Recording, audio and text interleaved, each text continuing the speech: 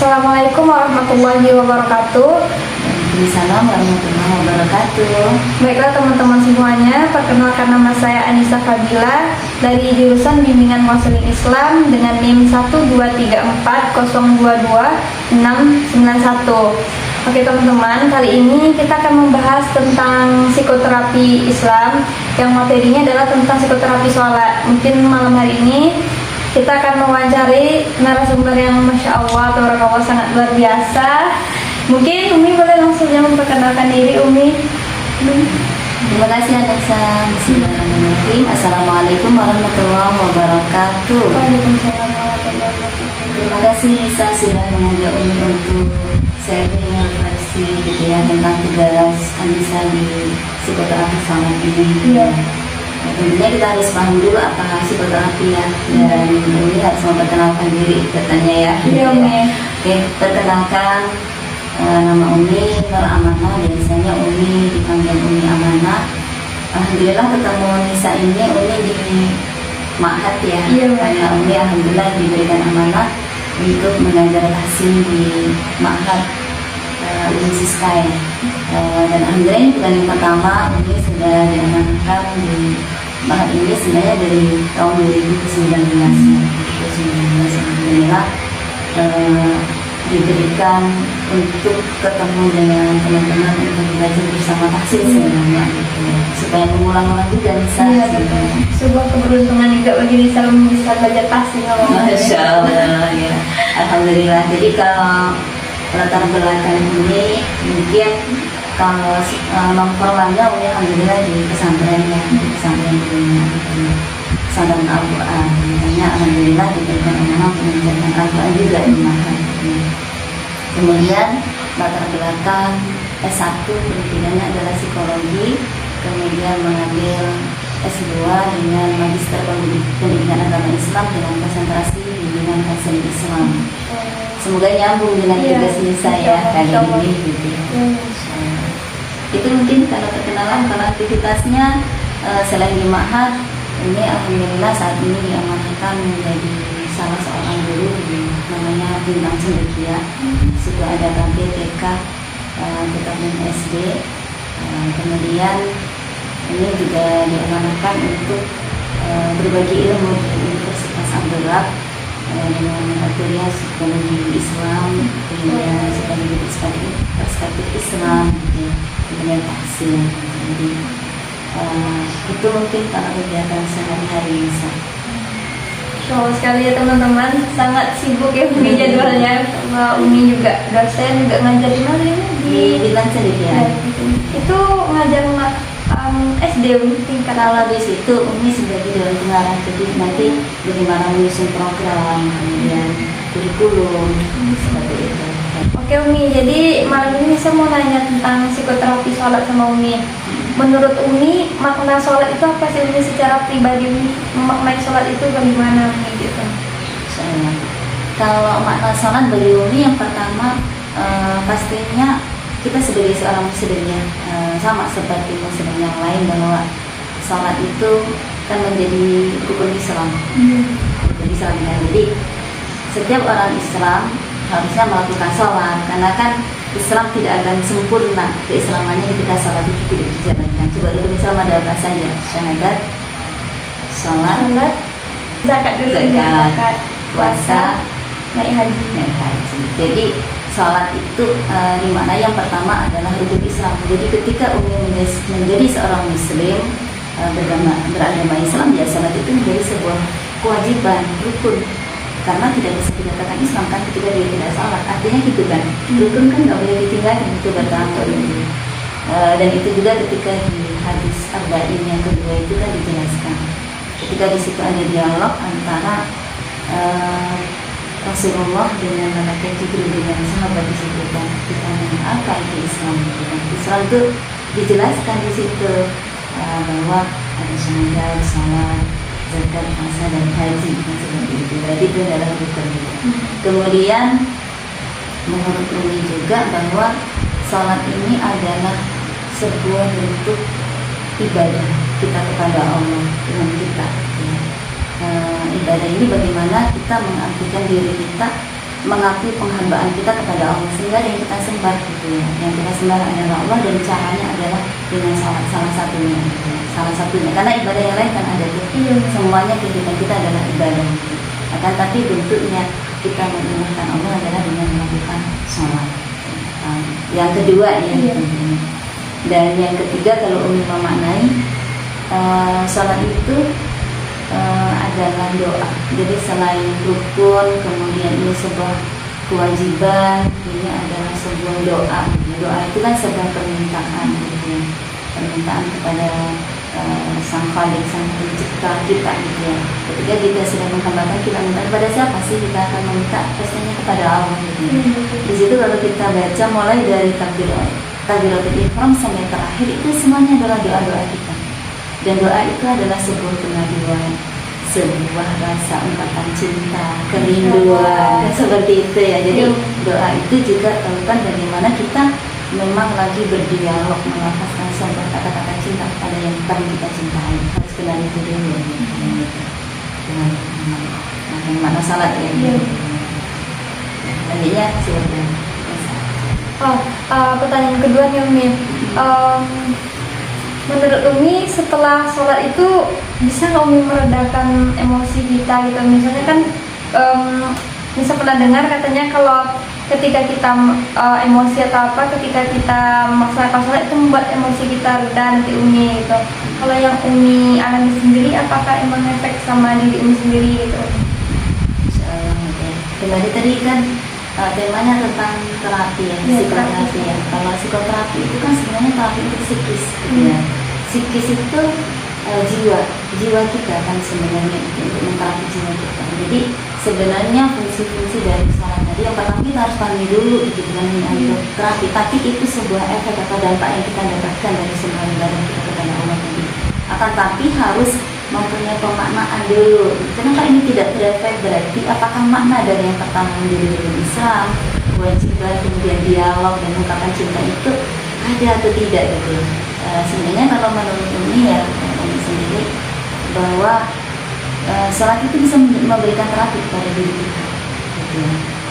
Seperti tadi yang disampaikan, kalau kita hanya memaknainya sebagai rukun gitu ya, rukun itu kan ketika kita lakukan tidak sah keislaman kita gitu ya udah selesai. Kalau namanya rukun itu dalam diri kan sah atau tidak, lengkap atau tidak seperti itu ya. Akan tapi yang kedua sampai yang seterusnya yang dijelaskan di depan tadi, yang pertama adalah itu mewujudkan kehambaan kita kepada Zat yang Maha Kuasa, Maha yang Akbar gitu. Artinya di situ aja sudah memberikan sebuah terapi kepada diri kita bahwa ketika kita mengucapkan Allahu Akbar saja gitu, itu lafaz yang kita lafazkan adalah Allah Maha Besar. Ketika kita melafazkan, mengakui gitu Allah Maha Besar, berarti kita ini kecil. Kita aja kecil, apalagi masalah yang Allah berikan kepada kita pasti sangat kecil di hadapan Allah Subhanahu wa Ta'ala. Ini apa? Kita yakin bahwa ketika kita mengadukan semuanya kepada Allah itu kecil, gampang Allah akan menyelesaikan. Sekarang kayak gitu kita akan tenang. Coba gambarin kalau misal lagi ada masalah, kemudian datanglah kepada orang yang bisa itu anggap orang ini bisa menyelesaikan masalah. Ketika datang ke situ gimana rasanya? Ada keyakinan kalau masalah itu akan diselesaikan. Tenang kan? Aku harus datang nih, umumnya mau konsultasi gitu. Ini kayaknya ke psikolog atau ke mana lah, atau kalau sakit ini ke dokter gitu ya. Kenapa datang ke sana? Karena nanti ketika diinin aku jadi tenang gitu. Itu manusia yang sebenarnya diri manusia itu juga bermasalah, apalagi kita ini lagi ngadu sama Zat yang Maha Kuasa, Zat yang Maha Besar. Ketika kita benar-benar merasakan itu, maka secara ininya ya Allah, saya itu kecil gitu ya, saya lagi menghadapkan dengan Zat yang Maha Besar, saya mau sampaikan semuanya, itu pasti tenang gitu ya. Itu dari mulai Allah berarti sudah tenang karena kehambaan kita tadi. Terus kemudian ketika kita juga lagi memaknai sholat itu sebagai hubungan kita, doa kita, atau untayan kata kita untuk yang kita cintai gitu ya. Jadi sholat itu dilakukan dengan penuh cinta. Orang kalau sudah tumbuh dalam hatinya rasa cinta, orang kalau ketemu dengan orang yang dicintai gimana bisa kira-kira? Kan? Menunggu kan saat-saat ketemu ya, saat-saat ketemu terus ingin kalau mau ketemu diperbaiki dirinya, berdandan yang Iya, cantik, betul. terus Rapi, ya rapi, wangi, terus pakai parfum. wangi, pakai parfum, terus tunggulah mamanya kayak suami istri gitu ya. Iya. Kalau istri sangat mencintai suaminya, sebelum pulang pun dia akan berdandan nungguin di depan Iya. pintu bagaimana. Nah, seperti itu gitu. Ketika kita cinta kepada Allah, bukan hanya memaknai sholat itu sebagai kewajiban, tapi ini sebagai cinta, maka orang pasti akan mempersiapkan diri sebelum adzan itu dia sudah memperbaiki dirinya dan berdandan dengan cantik gitu ya, kemudian pakai wangi-wangian, duduk menenangkan diri gitu lah. Itu ketika adzan aja bisa meleleh wah air mata kita, ya Allah semoga mau bisa sholat. Jadi kan kok sudah adzan ya gitu, nggak kayak gitu komentarnya tuh. Alhamdulillah sudah adzan, sebentar lagi saya mau sholat, saya melakukan keringan-keringan ini kepada Allah. Ini sudah terapi lagi gitu. Ke situ itu baru bagaimana mempersiapkan diri gitu. Karena akan melafalkan kata-kata cinta itu gitu. Rindu kepada dan yang dia cintai gitu. Jadi apakah nanti akan mendatangkan sebuah ketenangan? Ya tadi sudah diiniin ilustrasinya, kalau kita ketemu dengan orang yang kita anggap bisa menyelesaikan aja, kadang-kadang orang belum ketemu sudah alhamdulillah udah selesai kok masalahnya, padahal belum ketemu tuh, belum ngomong tuh. Tapi ada keyakinan tersendiri ya Umi. Ada keyakinan. Terus kalau menurut Umi bagaimana sama orang yang udah sholat tapi dia masih belum dapat ketenangan dari diri dia gitu Umi? Kan menurut Umi gimana nih? Kan katanya sholat secara tidak langsung memberikan ketenangan kepada orang yang melaksanakannya. Terus bagaimana dengan orang yang sholat tapi dia tidak memiliki ketenangan setelah sholat itu? Menurut pandangan Umi gimana Umi? Ya itu tadi, mungkin bagaimana dia memaknai sholat itu tadi. Memaknai sholat itu tadi. Kenapa dia tidak bisa tenang ya? Apakah dia ketika sholat hanya mengumpulkan sebuah kewajiban seperti absensi gitu, yang penting aku udahlah sholat gitu ya, hanya namanya juga absensi, kan beda kan ketemu absen dengan ketemu dengan ingin menyampaikan sesuatu gitu kan, beda. Dari dua contoh saja sudah berbeda. Bisa jadi kualitasnya ya, kenapa tidak memberikan dampak ya, dia kan cuma lapor doang gitu ya, tidak diresakin gitu ya. Akan memberikan ketenangan di mana orang dia aja mungkin yang penting sholat di sela-sela kesibukan yang lainnya. Jadi jangankan untuk bisa tumakninah ya, tenang gitu ya, pasti nggak cukup lah waktu itu gitu. Jadi tidak menghayati apa yang dia baca, tidak merasakan bagaimana dia hadir di situ. Mungkin dia sholat tapi pikirannya ya Allah dipuji kemana, ya Allah gitu kan sebelum selesai, ya Allah ini gimana gitu ya, yang tenang. Jadi itu mungkin harus benar-benar memaknai dari awal sampai akhir. Kemudian ketika ini ya benar-benar seperti dia itu mencurahkan isi hati, doa yang diingin dihayati dalam sholatnya dan menghadirkan dengan siapa sih dia lagi berdoa ini. Selain sholat wajib Umi kan juga kita punya sholat sunnah. Mungkin Umi bisa sharing sama kawan-kawan juga kayak sholat sunnah apa yang sering Umi maksudnya laksanakan, mungkin kayak lebih terkesan memberikan ketenangan gitu Umi, ketenangan jiwa ketika masalah atau problem lain gitu selain sholat wajib gitu. Kalau selain sholat wajib itu kan banyak ya sholat gitu, kayak sholat duha atau sholat malam gitu. Yang paling membuat ini sholat malam ya, sholat malam ya, sholat malam ketika kita dalam ini ambil wudhu.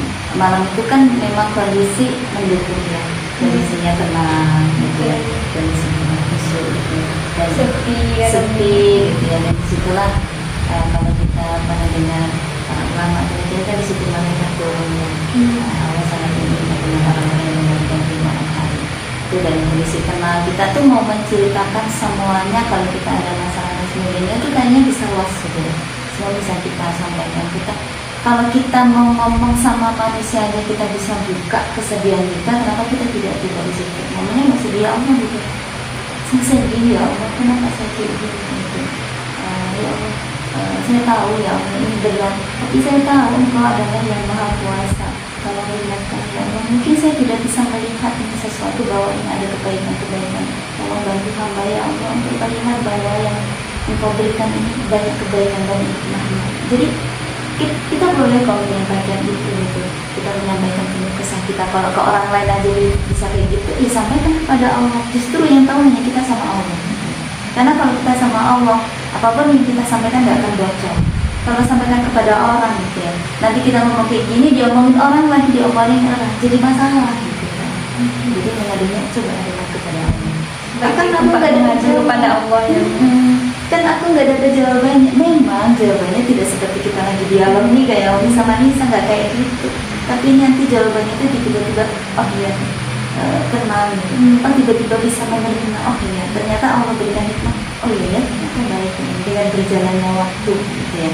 Atau nanti diketemuin sama orang yang ternyata memberikan solusi dari masalah itu gitu ya. Jawaban Allah lewat orang lain. Karena kan gak mungkin Nisa lagi berdoa kayak gitu terus ada yang ngomong gitu, aku nggak kira-kira siapa tuh gitu kan. Betul. Bentuk pertolongan Allah tuh beda-beda kan, Bentuknya kan macam-macam ya. Justru kalau kayak gitu ya, siapa sih yang kena kayak gitu? Takut lah kalau sekarang ya. Mungkin karena dunia saya itu aja pingsan ya. Iya Umi. Apalagi kita gitu. Terus selanjutnya mungkin bisa mau tanya sama Umi, bagaimana Umi itu merasa lebih tenang setelah sholat. Terus mungkin bisa menceritakan pengalaman pribadi Umi sendiri gitu Umi, tentang terkait Umi punya masalah terus merasa tenang setelah sholat gitu. Masih bisa. Kalau yang tadi kan Umi sampaikan secara umum ya, bagaimana kita memaknai sholat, terus kemudian bagaimana kepasrahan kita kepada Allah. Nah, ini juga pernah terjadi, pastinya setiap manusia pasti pernah mengalami namanya ujian, kesedihan, itu pasti ya, tidak terkecuali Umi gitu. Biasanya Umi kalau lagi ada masalah atau merasa sulit banget atau merasa tertekan itu pasti ada ya gitu ya.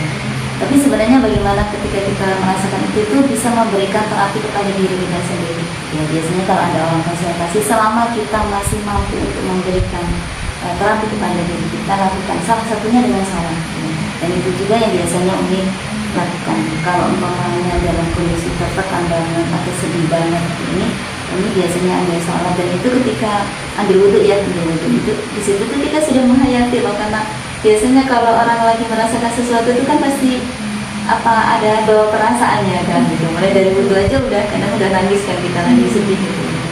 Terus kemudian ketika sholat itu biasanya memang ketika kita membaca Fatihah aja di situ yang bagaimana dia karena dua dia karena stain gitu ya. Hanya kepada Engkau kami meminta dan hanya kepada Engkau lah kami meminta pertolongan. Ihdinas siratal mustaqim itu benar-benar kadang sampai nangis gitu. Di situ benar-benar teringat dengan beban yang kita ingin. Sebenarnya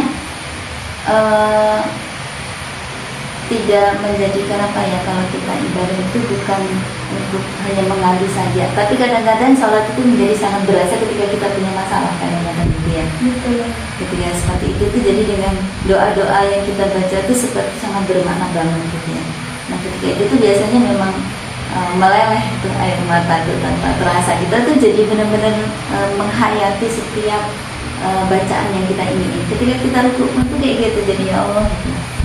Subhanallahil azim wa bihamdihi itu benar-benar ini sami Allahu liman hamidah itu kita ngebayangin gitu ya, Allah yang mendengarkan semua yang kita sampaikan. Terus ini ketika sujud gitu ya, subhanallahil azim wa bihamdihi kita membayangkan atau kita bayangin Allah itu yang maha tinggi, kita adalah hamba yang rendah gitu ya. Tentunya kita minta pertolongan kepada Allah, benar-benar menghinakan diri di hadapan Allah. Nanti tanpa terasa tuh kita setiap bacaan yang kita ini menguras emosi kita sebenarnya tanpa kita ini. Dan nanti ketika doa masih kayak gitu juga kan, kita sambil berdoa gitu, kita menyampaikan kalau disampaikan, kalau namanya ada masalah ini sampaikan apa yang ingin sampaikan, kesel, capek, kenapa saya kayak gini ya Allah gitu, tolong bantu hamba ya Allah, saya nggak mau kayak gini gitu. Dan Engkau yang maha tahu ini, hamba itu nggak tahu mana yang baik mana yang ini, tapi hamba Engkau tunjukkan ya Allah, jangan sesatkan kami ya Allah, jangan sesatkan hamba ini gitu. Itu ini sampaikan semua gitu. Alhamdulillah setelah itu udah tenang gitu ya. Apakah itu masalah selesai gitu ya? Ya masalahnya apa dulu tuh gitu ya. Bisa jadi kalau masalah dengan orang lain dan sebagainya, seperti apa penyelesaiannya dan sebagainya, tapi kita itu tenang gitu. Yang pertama masalah selesai itu kan yang ada dalam diri kita. Kita merasa tenang, kemudian nanti akan gampang menghadapinya semua itu gitu ya. Nah, selain masalah biasanya kita ada kadang-kadang ketika memilih sesuatu satu di antara dua, kita kadang-kadang bingung ya, dan itu menjadi masalah tanpa kita sadari. Aduh, ini mau pesen ini kalau begini, tapi kalau saya mau kayak gini nanti efeknya kayak gini, ini kayak gini nanti akan kayak gini. Pernah nggak bisa kayak gitu? Pernah kan ya? Apalagi pas mau kuliah kan memilih jurusan yang Allah. Oh, pernah kayak gitu? Apa yang dilakukan Nisa? Dan juga sholat sambil menentukan. Oke, Umi pernah punya pengalaman pernah itu juga. Jadi ketika menentukan jurusan, ini terutama ketika S2 ya, ketika S2 itu Umi sebenarnya memang sangat menginginkan kampus ini nih untuk kuliah. Gitu ya. Memang dimimpiin, tapi ini jauh, bukan di Sumatera nih, di Kalau luar boleh tahu kota. di mana tuh, Mi? Ini di Bogor, gitu ya, di Bogor. Di Bogor. Jadi waktu itu sudah ingin ke sana, gitu ya, ingin ke sana. Tapi kayaknya berat tuh untuk melakukan. Pertama kerja, terus kemudian sudah berkeluarga, nggak mungkin dong mau ke sana hanya ingin melanjutkan kuliah tapi meninggalkan keluarga. Karena kan kalau orang sudah menikah, ya banyaklah pertimbangan. Apalagi di rumah juga ibadah kan. Kemudian waktu itu ada corona, ada pandemi kan, ada pandemi. Alhamdulillah kan dibuka online tuh kampus yang memiliki untuk kuliah di sana, gitu ya. Waktu itu ada kesempatan nih untuk ngedaftar, tapi banyak pertimbangan. Nanti gimana nih kalau mamanya offline, terus gimana nih nanti pembiayaannya, kan gak murah tuh. Terus ini banyaklah pertimbangan, ini boleh atau enggak. Tentunya yang pertama sebagai seorang istri Umi minta izin dulu kepada suami, izinkan nggak? Pastinya itu yang pertama. Tapi sendiri kan pasti galau, ini lanjut nggak ya? Nanti kalau offline gimana? Nanti kalau berat seperti apa, kalau nggak bisa ini gimana, pasti kayak gitu udah berkecamuk. Padahal ini satu, ya Allah kabulkan nih, gitu ya, kayaknya akan bisa kuliah dengan kondisi kayak gini, bisa online gitu sepanjang perkuliahan sampai selesai, gitu ya. Tapi ini banyak juga yang harus dipikirin, yang gimana. Akhirnya apa yang ingin dilakukan? Ketika minta izin, udah diizinin sih sama suami, gitu. Tapi kan ketika diizinin bukan selesai, kita sendiri yang akhirnya mikirin seperti apa, gitu ya. Akhirnya Umi lakukan sholat istikharah. Itu bukan cukup sekali, itu sampai berapa kali, gitu. Ingin benar-benar mendapatkan solusi dari Allah. Yakin kenapa? Ya Allah, saya nggak mau jalan yang saya tempuh ini adalah jalan yang apa ya, justru menjadikan masalah untuk diri saya, gitu ya. Ini baik atau tidak, gitu ya. Ini baik atau tidak, soalnya nggak ada kayak game kan, ting baik, ting. Ini kan nggak ada di gitu ya. Jadi kan memang benar-benar minta petunjuk Allah, semoga yang Umi lakukan ini adalah sebuah kebaikan. Jadi ini itu melakukan sholat istikharah. Kemudian di dalam sholat istikharah itu kan ada doanya, ya. Bahwa di doa itu sampaikan, seandainya ini adalah perkara ini adalah baik untuk diri saya, untuk agama saya, untuk keluarga saya, ya Allah, mudahkanlah saya untuk mendapatkan ini, gitu, untuk meneruskan ini. Jika memang ini perkara ini, gitu ya, rencana kuliah ini tidak memberikan sesuatu yang terbaik untuk diri saya, untuk agama saya, keluarga saya, ya Allah, ikhlaskanlah hati saya. Artinya di situ apa? Jika memang ini, ya Allah, bimbing saya untuk lanjut. Tapi kalau tidak, mudahkanlah saya untuk ikhlas dan diberikan kita dengan terbaik, gitu ya. Ketika itu pasti sebenarnya intinya yang Umi pelajari ketika itu sudah Umi sampaikan, sudah Umi doakan, Umi benar-benar pasrah. Karena Umi sudah ikhtiar tuh. Tapi bukan berarti nggak daftar iya, tes juga, gitu, tetap dilakuin, gitu ya. Tapi Umi benar-benar bersadarnya di sana. Umi tidak mau maksain, gitu ya. Benar-benar Umi lepaskan, ya Allah, saya pasrah pada Engkau, gitu. Berserah dirilah kita kepada Berserah Allah. diri. Nah, kuncinya itu, gitu ya. Kadang-kadang kenapa ini tidak memberikan dampak? Karena kita sebenarnya nggak berserah diri itu, masih ngeyel, gitu. Banyak orang yang melakukan sholat tapi dia tidak yakin kadang-kadang nih. Ya, itu tidak yakin, kemudian ngeyel, minta seperti apa yang dia inginkan. Jadi kalau yang dia inginkan tidak seperti yang Allah berikan berbeda, ya jadi dia masih menggerutu tuh, nggak yakin, nggak menyerahkan, gitu loh. Udahlah apa yang diinginin, yang penting aku pasrah kepada engkau, apapun yang ini pasti yang terbaik gitu ya.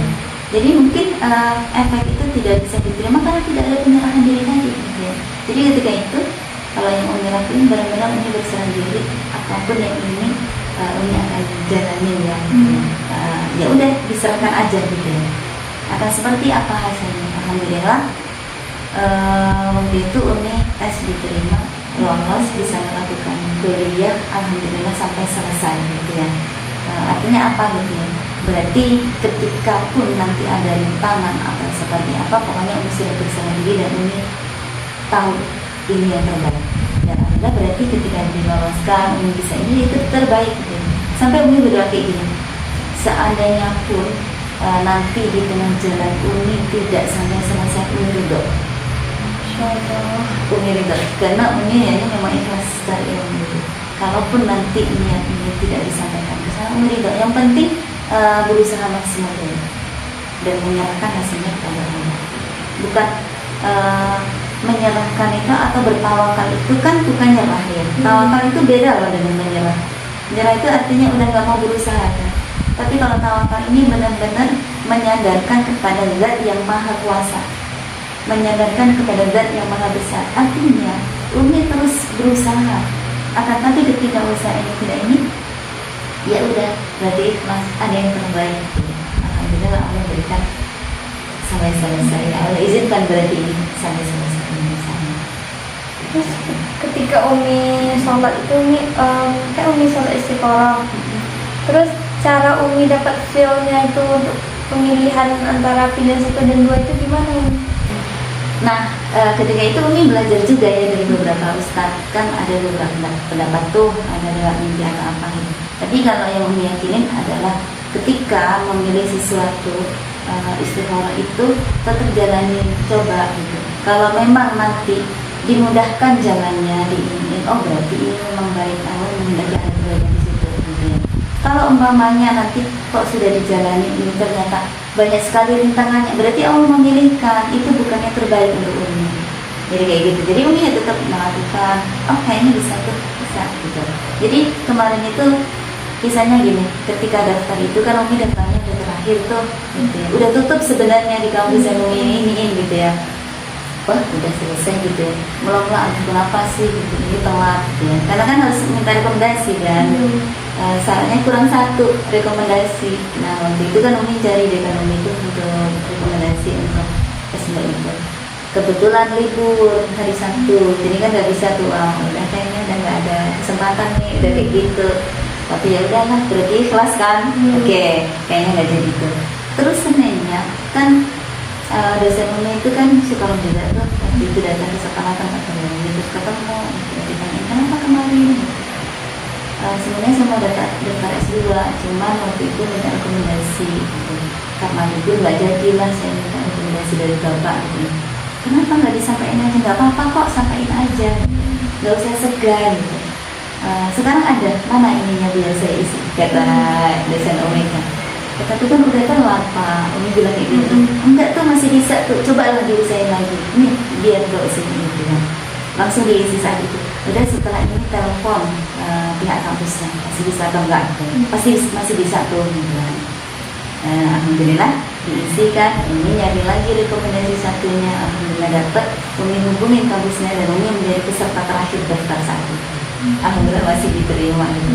Berarti kan walaupun kayak gitu, Allah masih kasih nih pertolongan. Oh berarti ini kebaikan. Mungkin maknanya seperti ini. Sebuah petunjuk untuk tetap lanjut. Iya, itu adalah lanjut untuk daftar atau ini lanjutnya. Makanya kalau mamanya nanti ada rintangan-rintangan dan seperti apa, ya tapi kita tetap melakukan. Tapi seandainya nanti nggak ini, makanya mungkin tidak nggak maksain gitu ya. Gitu.